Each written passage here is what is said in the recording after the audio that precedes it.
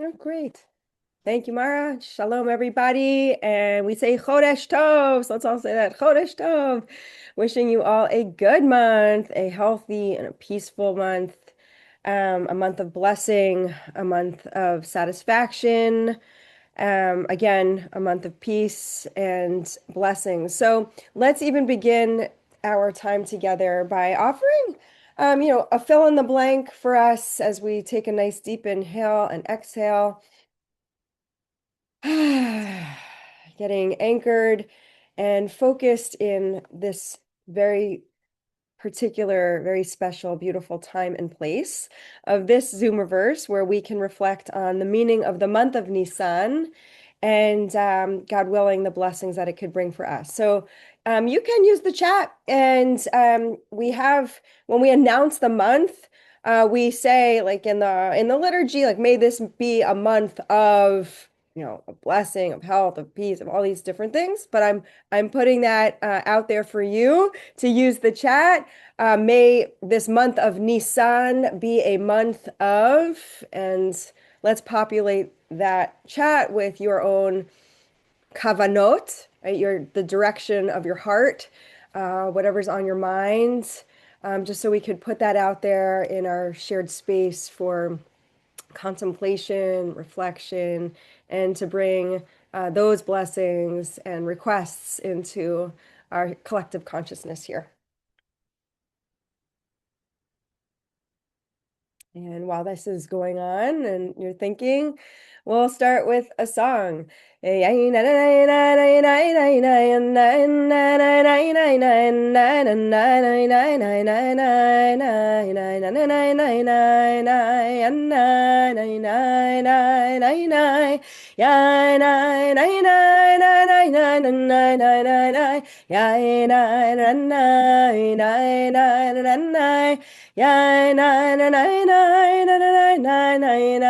na na na. May this month of Nisan be a month of peace and understanding, a month of reflection and hope, of healing, connection, month of reinvention, a month of peace, a month of spiritual growth and renewal, a month of healing, of love, calmness, and peace. A month of joy, bracha, and freedom, answers, blessings, and positive change. Thank you, thank you, thank you for putting those blessings in there. And if you think of more, you can use the chat to include those, and we'll continue to bring those kavanot into our own collective consciousness. I'm going to share my screen as we move into our teaching with some pauses along the way for reflection, some writing, but we'll get things rolling with text as we always do. Oh, hopefully it's going to come up easily. Here we go. Okay. Yes? Source sheet? Yeah. All right. Rosh Chodesh Nisan. So this is the season of renewal. And you see we have a little matzah in the sky here. When the matzah meets the eye like a big matzah pie, that's amore. So we got matzah pie in the sky. Free birds, that's what we should all feel like, free birds. And this beautiful flower here. So I think I have that growing in my front yard. All right. So let's move on.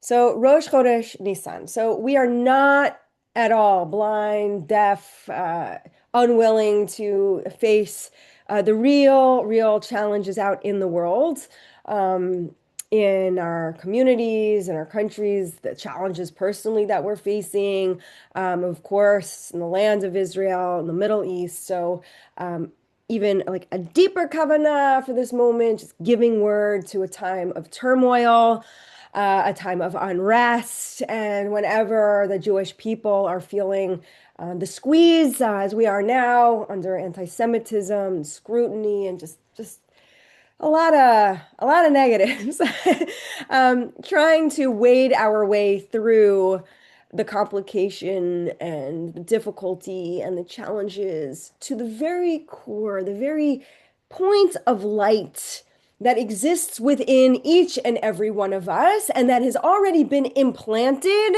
in the core, in the seed of the season, which is this season we're in, the season of renewal, the springtime, and moving into our time of freedom, Zman Cherutenu, which is the time of our freedom, as the liturgists have said, as the rabbis have said, in ascribing this time period, not just to focus and remember the past experience of redemption from Egypt, but also it is a time that's already stipulated in the future that this will be our time of freedom, and also in the present, because in every generation we must see ourselves as if we personally came out of Egypt. And so allowing ourselves, right, to feel when we're feeling it that we are in the Meitzar, and acknowledging again that this is a time of transformation. And we pray for the peaceful passage through this difficult time, right? A healing passage, a passage of light, a passage of renewal. So that is with that idea, right, in the background, and now it's in the foreground, right, taking a look at these texts and unpacking them, right, with very clear intention of the times that we're in. Okay, because I really do think that all the texts we're looking at are timeless, and they speak to where this current moment we're in right now, which is Rosh Chodesh Nisan, which is not just a new month, according to the rabbis, according to the sages, but it is a new year. So with that, I want to wish you a happy new year, not just Chodesh Tov, but a Shana Tova. You should have a good year, a good, peaceful, sweet new year. So where do we come up with that? So we know that Rosh Chodesh Nisan is not just a new month, but it is the first of months, which was stipulated in the Torah. So pretty ancient idea. So God says to Moshe in Exodus 12, 1 and 2, this month, meaning this month of Aviv, this month of Nisan, although it's not called Nisan in the Torah, but we know that it is. This month shall mark for you the beginning of the months. It shall be the first of the months of the year for you.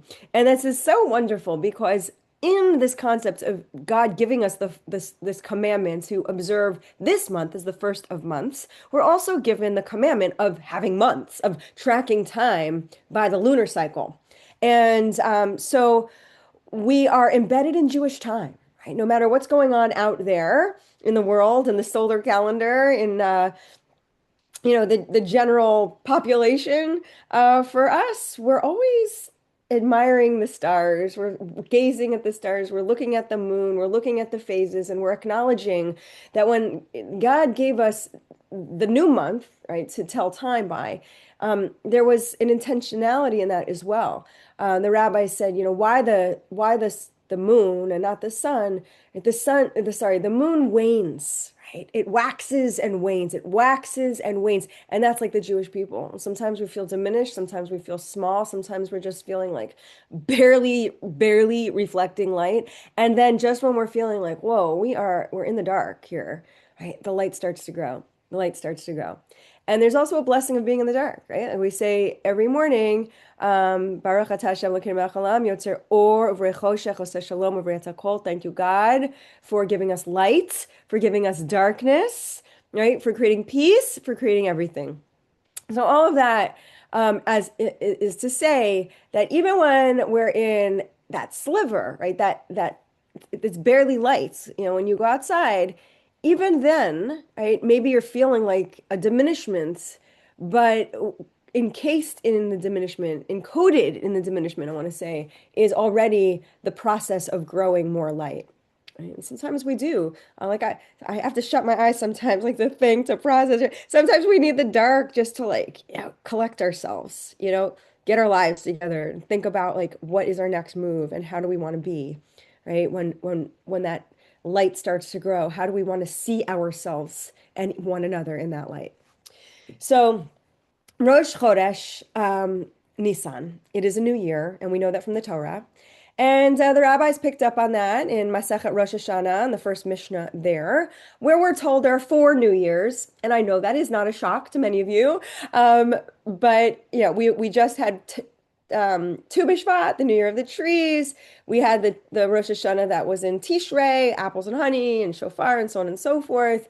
And now we're in this month, this new year, which is the rabbis say in the Mishnah, Nisan is the new year for the kings and for the festivals. And that means for the Jewish kings, that their cycle of kingship would renew at this time, or if they would be inaugurated, it would be at this time. And also for the festivals, the meaning of that is if you took an oath upon yourself, you had the three festivals to fulfill the oath. And so you have to know, like that's pretty serious stuff. You need to know when, the timing of when the festival cycle begins. Okay, so moving on. Oh, please be moving on. One second. Okay, let me just, yes, okay, good. All right, we're moving this way. Are you seeing my second sheet now? It worked? Okay. So fun facts about the month of Nisan, right? So we'll be moving, from, fun, hopefully you'll find interesting, fulfilling, something new, something old, and, some things that are lighthearted and then of course, the deep, we'll be going into a lot of directions today. So Nisan is one of the few months mentioned in the Torah by name, and God refers to it as Chodesh HaAviv. Keep that in mind because this is really one of the energizing thoughts we'll be working with today, which is we are in the springtime. And if you're, suffering with pollen, that's not what we're celebrating right now. But the idea of celebrating renewal, of budding, of emergence, of growth, of freshness, of vervance, of color, right? That kind of springtime mentality. And also, we just said Happy New Year because Nisan is one of the first New Years. God took the Israelites out of Egypt in Nisan. So this already, it's a good thing, right? We're connecting with the notion of redemption, of past, present, and future. This is kind of fun. I learned this from the Chabad website. I share it with you that Nisan is one of only two Jewish months whose names are also are given names, like people names. Nisan, you might know somebody named Nisan, is a fairly common name for boys, and Aviv, a beautiful name, or Aviva, right? Those are common names meaning spring. And the only other month that is also has a tendency to be used for a name in the Jewish tradition is Sivan. So that's an upcoming month. And, if your name is Tishrei or Cheshvan or Adar, I don't mean to exclude you. That just means you're an outlier. Okay. Pesach is the only Jewish holiday that is also like a person name. So you don't know too many people perhaps named Purim, right? Or Roshi for Rosh Hashanah or Kippur, right? Or Yom Kippur. But Pesach, that's like a nice Jewish name. You might hear someone with that name. Um, and Nisan is a month of miracles, right? And embedded in the name Nisan is Nes Gadol, right? Miracle, Nisan, Nes. Okay, moving on. We're going to delve into this a little more in a bit, but I just wanted to put it out there that also one of the fun facts about Nisan is this blessing, this commandment, this mitzvah, that if one sees a budding fruit tree during the month of Nisan, there is a special blessing to be said, which will, again, as mentioned, we'll look at this a little more closely in a moment, but blessed are you, God, who has made nothing lacking in God's world and created it in goodly creatures and goodly trees to give humankind pleasure. And we'll take a closer look at that in a moment. I had the opportunity to say that blessing. I'm going to just stick on this one for a second because I wanted to share with you. I wasn't fully aware of this blessing or never had the opportunity to say it until 2 years ago when I was in Jerusalem on Rosh Chodesh Nisan. I had just gotten off the plane, went straight to the old city. I was visiting my son who was living there. And sure enough, there are these placards set up and men and women who had like brought over like saplings of fruit trees and fragrant trees and big bold letters, this invitation to recite this bracha, which is pretty much it's stipulated to say it now, like st say it today. We'll see a little bit down the road, like, oh, if you live in a climate where fruit trees are not blooming right now, so you'll say it next month. Or if you've already started to see those blooms last month, okay, you can say it then too. But Nisan, Rosh Chodesh Nisan in particular, this is the opportune time to say it. That's kind of embedded in the tradition. So it's really fun if you have the opportunity to observe a fruit-bearing tree today or in the days to come, take the opportunity to say this blessing. Okay, elements of spring in Nisan. Chag HaAviv. So the holiday of Passover or Pesach has four names. Okay, name number one, probably the most common, Chag HaPesach. A lot of people call this holiday Pesach, right? We don't necessarily go around calling it Chag HaAviv, but in the Torah, it is sure enough called Chag HaAviv. This holiday in the Torah is also called Chag HaMatzot. And the reason for that, the matzah, right, that we eat, it seems to be that there was already a, a, a matzah festival, like a holiday of 7 days when we were eating matzah. At the same time, there was this overlay of this story of Chag HaPesach. And throughout time, these two narratives were combined so that our holiday that we celebrate has both elements of Chag HaMatzot, although they may have been more elements of that holiday that weren't preserved in our tradition, and Chag HaPesach. So Chag HaMatzot became, right, Chag HaPesach. So like they're now one and the same, but there may have been other elements to Chag HaMatzot. Another name, which we're focusing on together here, is Chag HaAviv. This is another name from the Torah for this festival that we're in, the time that we're in, which is also Pesach. So Passover or Pesach takes place in the Hebrew month of Nisan, which is the first of the months, and it's the springtime month according to the Torah. And an older biblical name for this month is Aviv, which we said earlier means spring, and refers to another like very prominent element of this holiday is the barley harvest and the counting of the Omer. Right? You know that from the second night of Pesach all the way through to Shavuot. Okay. And I'm just going to mention, Mara, I'm not seeing the chat. So if there are questions that are urgent, let me know, but we will stop at some point for questions. Okay. Nothing right now. Thank you. Okay. So Chag Aviv, and here are your sources for where we see that in the Torah. I also mentioned there are four names. The fourth name is Zman Cherutenu, the time of our freedom. And we'll spend a little bit of time, I hope, on that toward the end of our session today. So from Exodus 23, you shall observe this Chag HaMatzot, right? This feast of unleavened bread, eating unleavened bread for 7 days, as I've commanded you. And at this time, the month of Aviv, very important, okay? And then in Deuteronomy, the retelling, a review of our laws, Shamor et Chodesh Aviv, guard this time, right? Be careful, right? This Chag Aviv, Chodesh Aviv, and Pesach have to be at the same time during the spring, okay? And so how does that happen, right? If you know our brothers and sisters who celebrate Ramadan, right? They're not adding a month to their lunar calendar. And so their sacred holidays might shift around summer, winter, spring, right? Different seasons. But for us, just because of this, what we're reading right now, where we learn in Deuteronomy, observe the month of Aviv and offer a Pesach sacrifice to God. For it was in the month of Aviv at night that the Eternal, your God, freed you from Egypt. Right? So you see, we have all of this in one place, so we cannot move. We just can't celebrate Pesach, right, at another time of year. It has to somehow be anchored in the month of Aviv or the month of Nisan. So how is that done? So we set the calendar. Well, when I say we, I mean, the rabbis.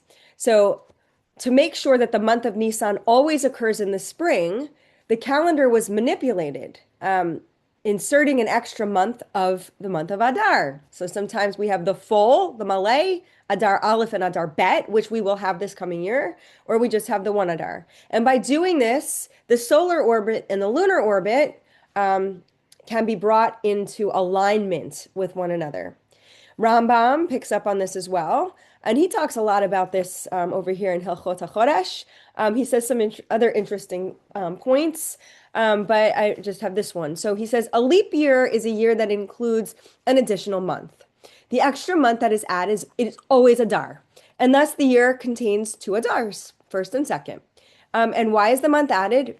Literally because of what we just read, because of the season of spring, so that Pesach will fall then, as implied in that verse, take heed, shamor. Shamor means be careful, guard it, guard it. Take heed that this month falls in the spring season. And so we add that second Adar, which would be just like as we're coming out of the rainy season. But there's more to say about Nisan. In the Talmud, in the Babylonian Talmud, Rosh Hashanah, that's the tractate 11b, Rabbi Joshua teaches that the world was created in the month of Nisan, first of all the months, right? We knew from the Torah, right, that God said this is the first of months. But did you know that this was actually when the world was created? An alternative opinion can always be found in the Talmud. And of course, Rabbi Eliezer posits that obviously the beginning of creation took place in the Hebrew month of Tishrei, which falls in the fall. So what we have here, my friends, is a machloket. It is a disagreement. When was the conceiving of the beginning of the universe, of creation? Was it in Tishrei and the fall, or was it right now? So they each give a proof text. We're just going to read Rabbi Yoshua's for the sake of time, but you could go back to this Talmud, to this tractate, and you can read it. It's pretty accessible, especially on Sefaria. If you don't have all the Masechtot with you in your house, you could just click right on it. So Rabbi Yoshua disagrees and says, in Nisan, the world was created. In Nisan, the patriarchs were born. In Nisan, the patriarchs died. On Passover or Pesach, Isaac was born. On Rosh Hashanah, Sarah, Rachel, and Hannah were remembered by God and conceived sons. On Rosh Hashanah, Joseph came out from prison. On Rosh Hashanah, our forefathers' slavery in Egypt ceased. In Nisan, the Jewish people were redeemed from Egypt. And in Nisan, and in the future, this is where I got this idea before, in the future, the Jewish people will be redeemed in the final redemption. Ken Yiratzon, may it come speedily in our day. Amen, amen. So the Talmud continues. Rabbi Yeshua says, from where is it derived that the world was created in the month of Nisan? Because it says in Genesis, and the earth brought forth grass, herbs, yielding seed after its kind, yielding trees yielding fruit, like the blessing we're saying, right, in this month, which is the month in which the earth is full of grass and the trees begin to bring forth fruit. Well, you must say that it's Nisan. And further proof that the world was created in Nisan is that when the world was first created, the animals had to breed in order to fill the world. And the period beginning in Nisan is a time when cattle and beasts and birds mate with one another, as it said. It says something, and don't worry. Lavashu karim. What does it say in the Hebrew here? Lavshu charim hatzon v'gomer. I apologize. That little piece got cut off in the English. So now you're positive and sure, and you're convinced. I know you are. It really stands as a machloket, as a debate, and I don't think we'll ever really know the answer. So you'll have to just use your imagination. But which one is it? Can we say, is it Nisan? Is it Tishrei? So in a classical Jewish move, the Kabbalists explain that both these statements are true. The physical world may have been created in the fall, in the month of Tishrei, but the idea for the world was created in the springtime, in the month of Nisan. And Nisan reminds us that nature revives itself after the winter, right? So we can certainly have both, right? That the conceiving of the world comes at a certain time, but then like it comes into fruition at a future time. So this is what I want to share with you, this prompt to take a moment here. There are actually 3 journal prompts if we get to them all. And if you don't want to write, you don't have to, you can just think about this for a minute. But I think it's well worth thinking about and like sort of setting the intention and cultivating the groundwork for this question. Right? We talked about that 1 month could be a new year in the sense of it was conceived at that time. Like God thought about the world being created. And then in another month, the world is actually created. Well, what if we say at this time of Nisan, right, that we're thinking about what is coming into like conception for us to be created, okay? That we would like to plant those seeds to flourish in the future. But there's a flip question, which is thinking about your life, your own life experience back from Tishrei, you know, was it 6 months ago to now? What was planted at that time? What was being conceived that is now coming into fruition for you? Okay. So you can use this moment as a new year of thought, of potential, right, into actuality. Or think about what was in potential, about half a year ago that is coming into fruition for you now. Right? So let's take 2 minutes or so for you to think about that. What's coming into fruition that was you were conceiving of, many months ago, or what are the seeds that you're planting now that you'd like to see come into fruition in the future?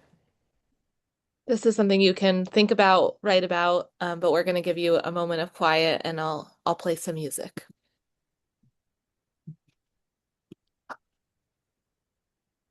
Also, feel free to use the chat if you want to share with everybody. You don't have to, but you can.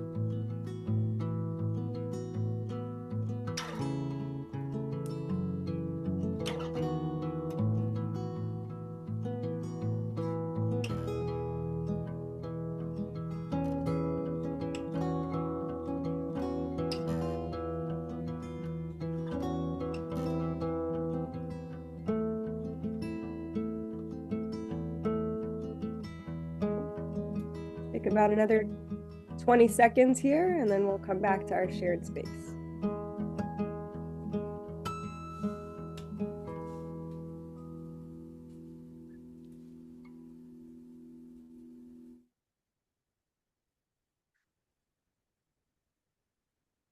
Okay. And okay, thank you all for, whoops, start screen sharing. Can I do that?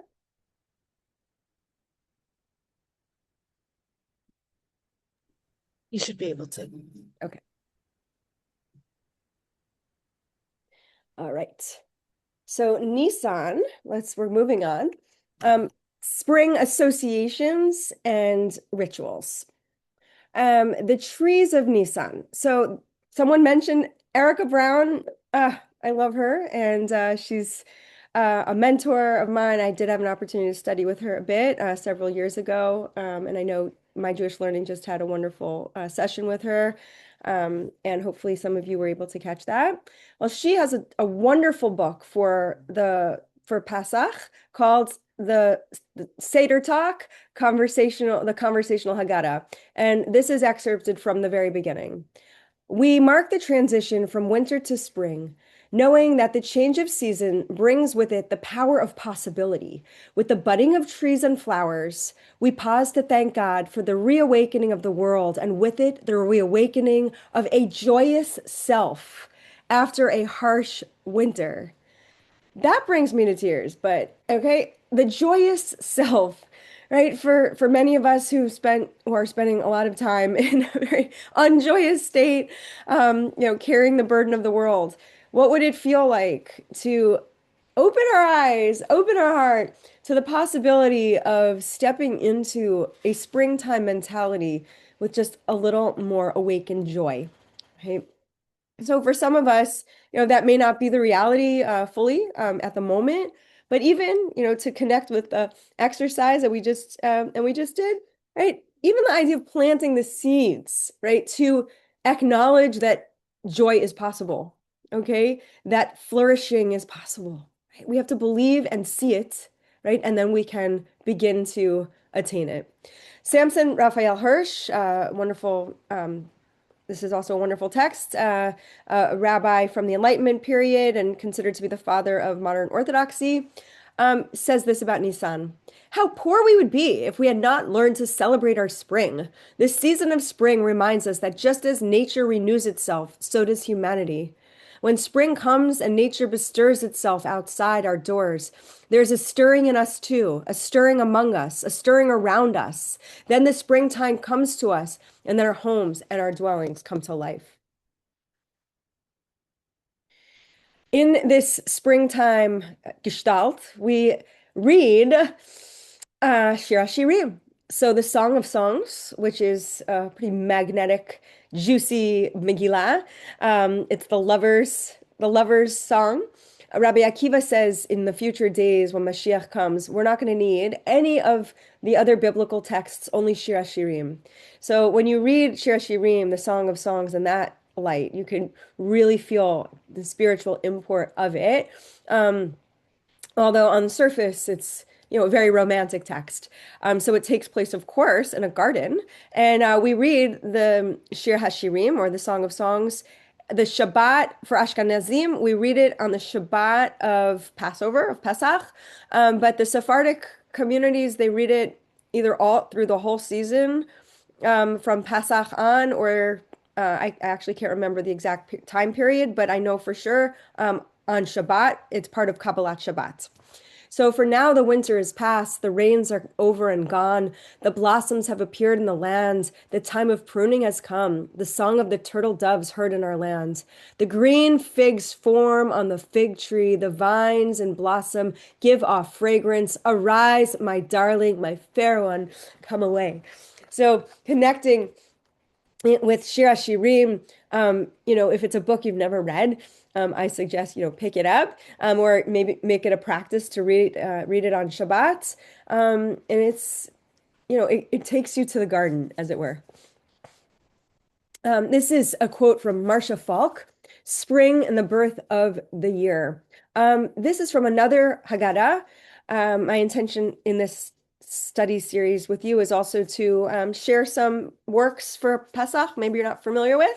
If you're still using the Maxwell House Haggadah, I salute you. And you have an opportunity to expand your bookshelf and do a little reading and preparation. There's so many wonderful Haggadot out there. One day, Mara, I'd love to do a series on great Haggadahs of, of our time. So maybe next year. So Marcia Falk, she writes this. We measure time in lines, forward and back. The story we recount at the Seder table brings us back to ancient times. After years of enslavement, we leave Egypt to begin our journey to the promised land. At the same Seder, we look to the future, to a time when the world will be redeemed and all will be free. Say amen to that. And we also measure time in cycles, birthdays, memorial days, monthly and yearly holidays, and week retreats of the Sabbath. Spring and fall and spring again, we count the months not from the beginning to end, but from beginning to beginning. Season begets season, month begets month, day begets day without pause. So Pesach comes and goes each year and always brings with it something new. Although the narrative we tell is the same, the way we view and understand it changes each time we tell it. Each spring, each Pesach season, we encounter newness in the world around us and within us, new births, new blossoms, new beginnings. So again, an opportunity in this poetic language to set our intention, to set our eyes on what is new, on what is emerging, on what is in the potential form that is beginning to open up for us, and pay attention, right? Close the lens to see more sharply, more clearly, right? These beautiful awakenings that are happening around us and within us, if only we are willing to look. This is from Rachot. So we have a few more sources here. Yeah, this is great. So the Gemara cites Rabbi Yehuda. This is from the Babylonian Talmud, Brachot 43b. Rabbi Yehuda said, one who goes out during Nisan and sees trees that are blossoming, right? Here we go. Recite this blessing. Blessed are you, God, who has withheld nothing from his world and has created it beautiful creatures and trees for human beings to enjoy. And here's the kicker. Rav Zudra Bar Tuvia said, Rav said, from where is it derived that one recites a blessing over scent? As it is stated, let every soul praise God. Kol haneshama tehallel, hallelujah. So what is it from the soul that derives benefit and the body does not derive benefit? That's the scent. So, right, when you think about like when you come across of something fragrant, right, we delight in that. And it's not just a delighting of the body, the sages say, it's a delighting of the soul. And so we have to say a blessing when we smell something delicious and wonderful.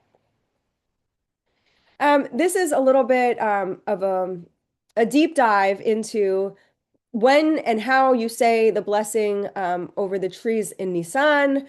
I don't think we need to go into that entirely right now.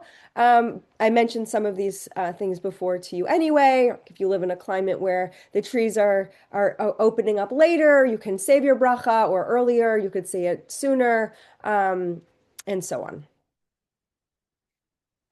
And here's the blessing in the fullness. If you are able to look outside and see it, I said my blessing over a kumquat this morning. So we can say this blessing together if you are able to, peek out and see a tree.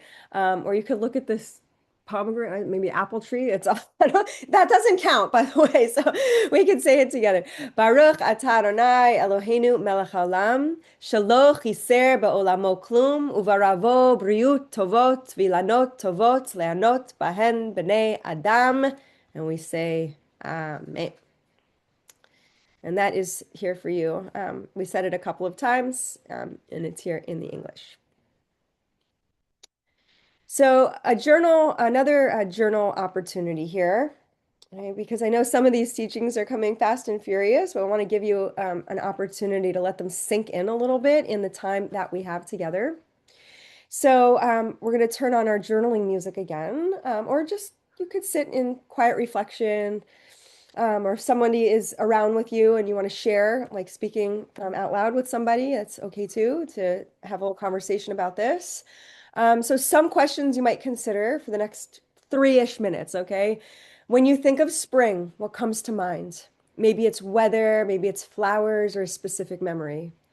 And how does Pesach, the spring holiday, enhance this idea of renewal and new beginnings for you? Spring is about rebirth. And this moment of Passover marks a moment of historic freedom. In what ways do the rituals of Passover, like the Seder foods we eat, reflect this theme of renewal, collectively or even personally for you? What role does this connection to the season of spring play in your understanding of Pesach? You know? What are you due to renew this season? This is probably the question I'll answer. And what are steps that you could take to renew that process? And finally, if you'd like, maybe there's something new that you learned so far. We have a few minutes left together, but what's a new teaching that you'd like to take into your life that you gleaned so far from our time together? We'll give you about 2-ish, 3-ish minutes to write or just begin your process of reflection.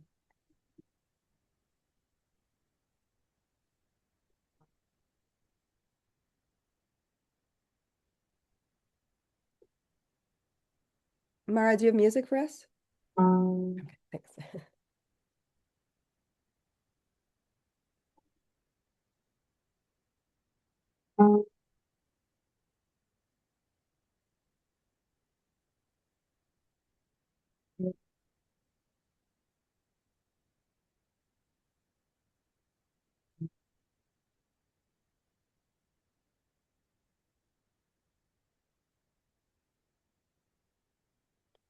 The music may not be coming through for you, but you can play music in your own background.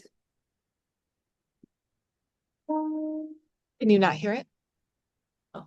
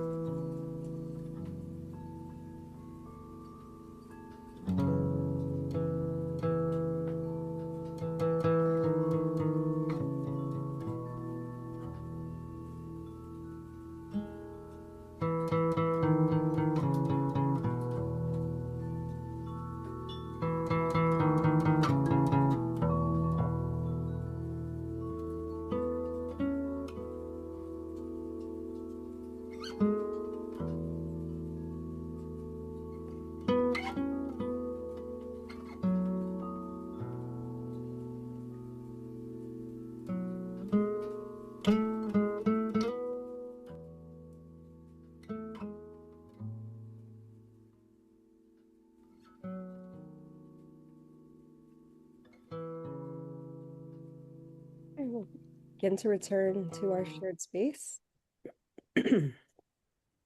Thank you for those of you who are using the chat to comment your beautiful comments.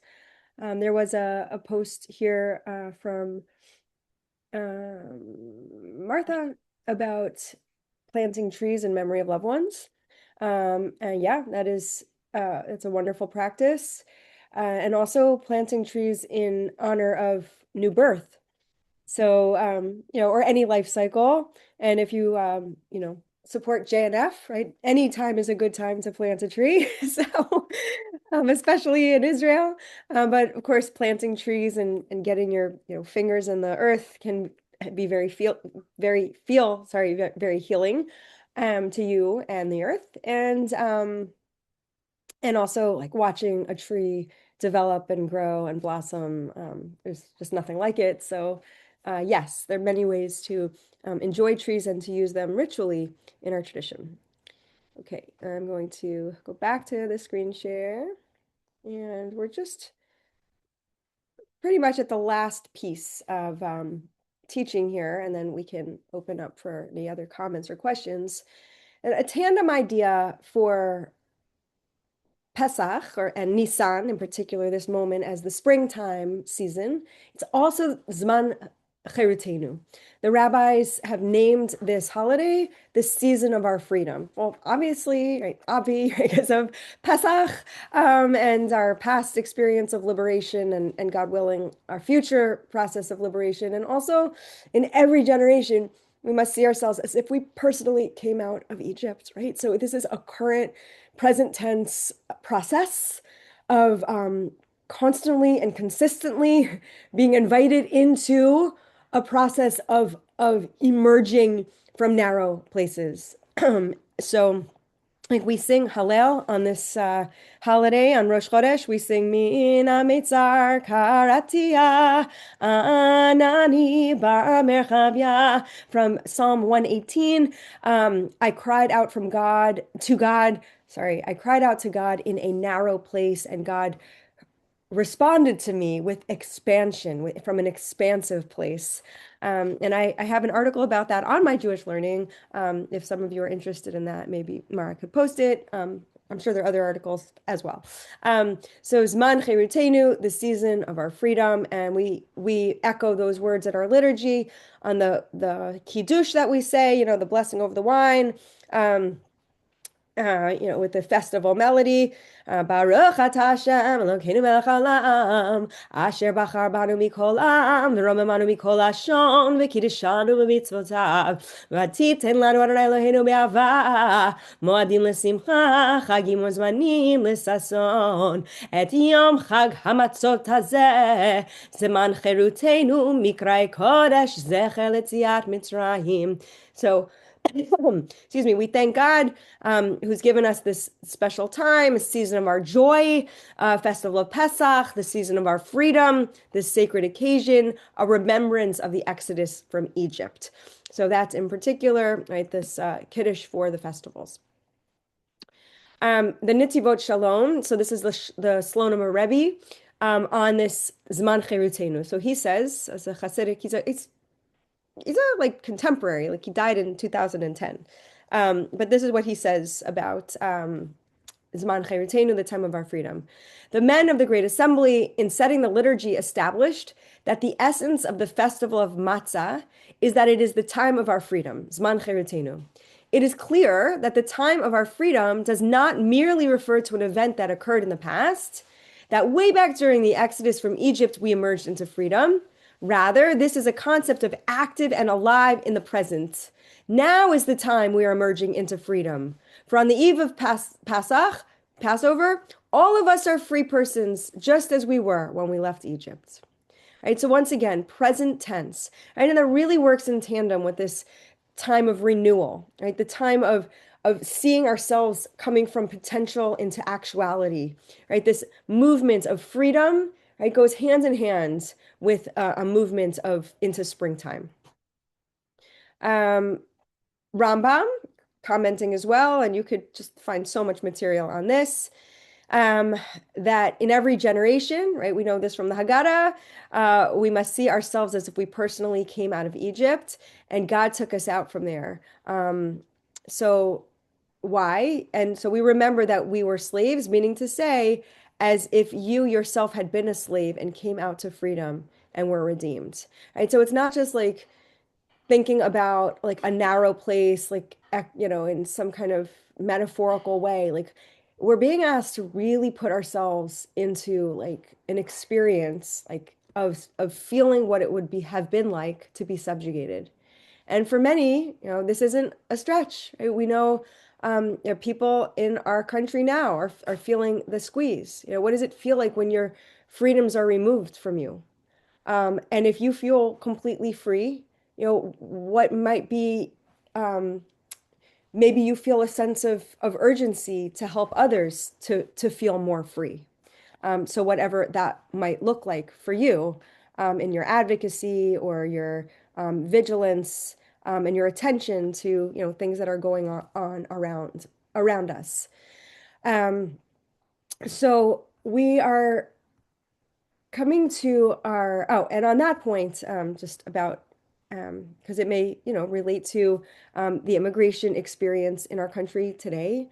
And you may find that there's a wonderful supplement to the Haggadah that is produced every single year, not just this year, but like every year from Hayes, who created a supplement for speaking around and about the immigrant experience in general, and how that idea relates directly to the Pesach Seder and to our experience of our movement from slavery unto freedom, from the burden to the release, from that Egypt, that narrow place, to that wide expanse. Yeah. So that may resonate with some of you as well. Um, Final journal prompts that we could take another minute here, but if people have questions, or want to have any kind of, closing conversation, we might just want to take a minute here. We have until 12, so we have 7 full minutes, but maybe just taking one more moment here to process these questions on your own. Connecting to freedom. How do you see spring and freedom as interconnected in this season of Pesach? And as we celebrate Passover this year, in what ways do you feel more free or less free than in previous years? To what extent do you feel called to protect the freedom of others? Music often captures the spirit of liberation. So you might ask yourself, coming into your Seder this year, what freedom song do you want to introduce to your Seder? Maybe you want to write one, or maybe pull one out of the memory bank of your favorite freedom songs. Um, and how does this idea of Zman Cherutenu, the season of our freedom, on this day of Rosh Chodesh, where we're setting our intentions in springtime, what is inspiring you right now in terms of your commitment to justice, to freedom, to community, to identity, to expression, however that question lands on you. And what rituals or activities might you engage with this season, beginning now, or continuing along as you've already started, to connect more with the notion of freedom and renewal? So a lot to think about here. But if you want to just jot down a few ideas, and then we'll come together with some closing blessings, and maybe a bit of sharing if we have time.